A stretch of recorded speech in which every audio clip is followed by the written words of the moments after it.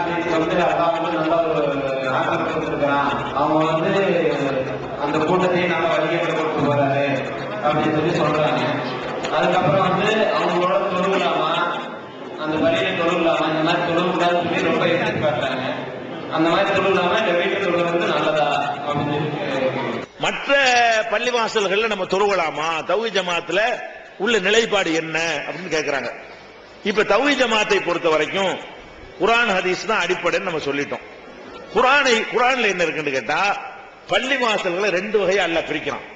9வது சூராவுல நீ எடுத்து 108 வசனம் நினைக்கிறேன். அதுல அல்லாஹ் என்ன செய்யறான்னு கேட்டா, பள்ளிவாசல்ல ரெண்டு வகையா பிரிக்கிறான். எந்த பள்ளிவாசல்ல 4 காரியங்கள் நடக்கிறதோ அந்த பள்ளிக்கு நீ தொழ போவாதே, பள்ளிவாசலா இருந்தாலும் தொழ போவாதே அப்படின்னு அல்லாஹ் என்ன செய்யறான் சொல்லி காட்டுறான். அது என்ன 4 விஷயம் கேட்டா, அதாவது அல்லாஹ் ரசூலுக்கு எதிரான காரியம் செய்பவர்களுக்கு ஒரு பள்ளிவாசல் அடைக்கலம் கொடுத்தால், புகலிடமாக இருந்தால், அல்லாஹ் ரசூலுக்கு எதிரான ஒரு காரியம் செய்வதற்கு எது இடமா இருக்கு, அந்த பள்ளிவாசல் புகலிடமா இருக்குது. இர்சாதன் லிமன் ஹாரபல்லாஹ வ ரசூலஹு, அல்லாஹ் ரசூலுக்கு எதிராக போர் செய்யக்கூடியவர்களுக்கு அடைக்கலம் தரக்கூடிய, புகலிடம் தரக்கூடிய ஒரு இடமாக இருந்தால், ஒ குஃபுரன், அல்லாஹ்வை நிராகரிக்கிற காரியம் அங்க நடந்தால், யா நபி ஸல்லல்லாஹு அலைஹி வஸல்லம் அல்லாஹ் அல்லாதவர்களை பள்ளிவாசல்ல கூப்பிடுறாங்க. இது அல்லாஹ்வை மறுக்கக்கூடிய ஒரு செயல். அல்லாஹ் அல்லாதவர்களை வணங்குகிறார்கள். அந்த மாதிரி அந்த மாதிரி மௌலிதுகள்லாம் ஓதுகிறார்கள். அப்படியான ஒரு காரியம் நடக்குமையானால், அதே மாதிரி ஒரு தஃப்ரீகம் பைனல் மூமினீன், மூமின்களை பள்ளிவாசல் விஷயத்தில் பிரிக்க கூடாது.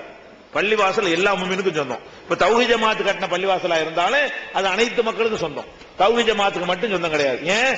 தௌஹீத் ஜமாத் ஒன்லி நிர்வாகம் பார்க்குமே தவிர உரிமை அல்லாஹ்வுக்கு தான். அன்னல் மசாஜிது லில்லாஹ், மஸ்ஜிதுகள் எல்லாம் அல்லாஹ்வுக்கு சொந்தம். அப்படி இருக்கக்கூடிய நேரத்தில் இவங்க என்ன பண்றாங்கன்னா, இவன் வரலாம் இவன் வரக்கூடாதுன்னு போர்டு போடுறாங்க. சில பள்ளிவாசல்கள்ல தஃப்ரீகம் பைனல் மூமினீன், மூமின்களுக்கு மத்தியில வேறுபடுத்துறார்கள். நீ தான் வரலாம், நீ தான் வரக்கூடாது, தொப்பி போட்டா தான் வரலாம், போடாட்டி வரக்கூடாது என்றெல்லாம் போர்டு போட்டு வச்சிருக்காங்க. அப்ப இவங்க ஏன் மூமினா, அத்தனை மூமின் வரலாம்ங்கிற ஒரு இடத்துல நீ வரலாம் நீ வரக்கூடாது மூமின்களை வேறுபடுத்துறாங்கல்ல, அது மாதிரியான ஒரு காரியத்தையும் செய்யறாங்க. அது மாதிரி லிராரன், கேடு, மக்களுக்கு கெடுதல் செய்யற காரியத்தை எல்லாம் அங்க வச்சுட்டு செய்யறாங்க. மக்களுக்கு நன்மை செய்யற காரியத்துக்கு பதிலா வரதட்சணையே பள்ளியாசல வச்சு வாங்கி கொடுக்கறாங்க.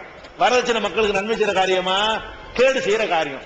அல்லாஹ் அழகா சொல்றான், வல்லதி நத்தகது மஸ்ஜிதன் லிராரன், கேடு செய்கிற ஒரு பள்ளிவாசலை உருவாக்கி கொண்டார்கள். தஃப்ரீகம் பைனல் மூமினீன், மூமின்களை பிரிவுபடுத்தி காட்டுகிறார்கள். ஒ குஃப்ரன், நிராகரிப்புக்கு பயன்படுத்துகிறார்கள். ஒ இர்சாதன் லிமன் ஹாரபல்லாஹ வ ரசூலஹு, அல்லாஹ் ரசூலுக்கு எதிரானவர்களுக்கு புகலிடம் தருகிறார்கள். இப்படி இருப்பார்களேயானால் லா தகும் ஃபீஹி அபதா, ஒரு காலத்திலையும் அந்த பள்ளியில போய் நிக்காத, தொழுவாத. நல்ல ரசூலா கட்டளைறான். பள்ளிவா அல்லாஹ்வுக்கு சொந்தமான பள்ளி அவன் இடமாக்கி கொண்டு இந்த மாதிரி 4 காரியம் செய்வார்களேயானால், 4 சேர்ந்தாப்புல 1-2 குறைவா இருந்தா போய்க்கலாம். 4 காரியம் செய்வார்களேயானால் லா தகும் ஃபீஹி அபதா, ஒரு காலத்திலையும் அந்த பள்ளியில போய் நிக்காத. எந்த பள்ளியில நிக்கலாம்? ல மஸ்ஜிதுன் உஸ்ஸிஸ அல தக்வா மின் அவ்வலி யௌமின், ஆரம்பம் முதலே தக்வாவை, இறையச்சத்தை அடிப்படையாக கொண்டு இயங்கி வருகிற பள்ளிவாசல் இருக்கிறதே, அதுதான் அஹக்கு அன் தகும ஃபீஹி, நீங்க நின்று தொழுவதற்கு தகுதியான பள்ளிவாசல் அப்படின்னு அல்லாஹ் பள்ளிவாசலையே சூரத்து தௌபாவுல 2 வகையா பிரிச்சு, ஒரு பள்ளிக்கு போ, ஒரு பள்ளிக்கு போவாதே அப்படின்னு அல்லாஹ் சொல்லிட்டான்.